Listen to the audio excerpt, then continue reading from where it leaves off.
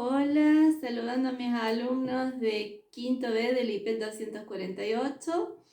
Acá tengo en la pizarra algo sobre los gases ideales, que es el tema que tenés en la última actividad que te mandé.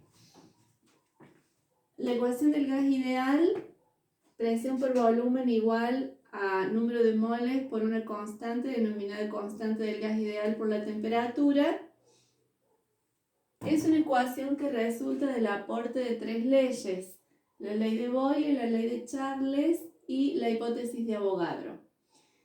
La ley de Boyle indica que la presión es inversamente proporcional al volumen, siempre y cuando la temperatura y el número de moles permanezcan constantes. La ley de Charles, la cual fue también estudiada por Gay-Lussac, indica que el volumen y la temperatura son directamente proporcionales, o sea que si la temperatura aumenta en un gas ideal, también aumenta el volumen, pero esto es cierto para el número de moles y presión constantes. Otra forma de expresarla es decir que la presión es directamente proporcional a la temperatura y esto se cumple a volumen y número de moles constantes. En la hipótesis de Avogadro se indica que el volumen es proporcional directamente al número de moles, siempre y cuando la presión y la temperatura permanezcan constantes. De estas tres leyes surge la ecuación del gas ideal, que tiene una constante cuyo valor es 0,082 si se expresa en atmósfera por litro sobre Kelvin mol, o 8,314 si se expresa en joules sobre Kelvin mols.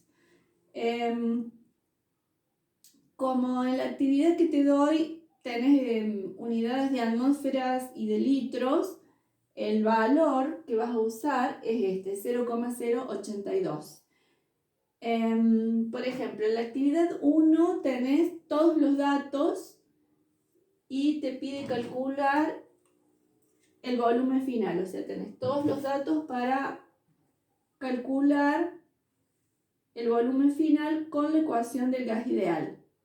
Entonces simplemente tenés que reemplazar los números que tenés ahí en el enunciado y despejar el volumen final, o el volumen, en realidad el único volumen, no inicial ni final, sino el único.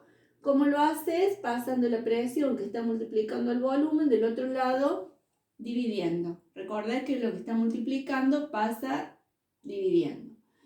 En el caso de la actividad 2, te pide que calcules la presión final y te da la presión inicial, la temperatura inicial y la temperatura final. Además te dice que el volumen y el número de moles permanecen constantes. Entonces la ecuación en donde el volumen y el número de moles permanecen constantes es esta. ¿Y qué tenés que hacer? Tenés que pasar la temperatura que está multiplicando, pasa dividiendo del otro lado. Y planteas la ecuación dos veces. O sea, presión dividido temperatura, ambas iniciales, igualadas a presión dividido temperatura, ambas finales. Y ellas, o sea, las dos ecuaciones son iguales a su vez a la constante, K. Entonces, como te pide calcular la presión final, simplemente reemplazas lo que está dividiendo, lo pasas multiplicando y despejas la presión final. En el próximo problema también te pide calcular la presión final, pero la condición es que solamente el número de moles permanecen constantes y te da más datos, porque te da la temperatura inicial, el volumen inicial, la temperatura final y el volumen final. Entonces, es aplicar dos veces la ecuación completa del gas ideal, solo que el número de moles es constante y R obviamente también es constante porque es la constante del gas ideal.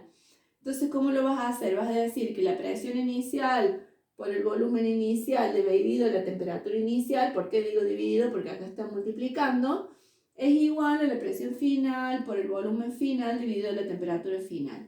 Y ahí con todos vas colocando los datos, las unidades y despejas la presión final, que es lo que te está pidiendo. Bueno, quería cerrar antes del receso escolar con este tema porque en realidad quedó como inconcluso. De todas maneras, si Dios quiere y volvemos en agosto al presencial, lo vamos a retomar. Que tengan muy felices vacaciones y bueno, hasta la próxima. Chao.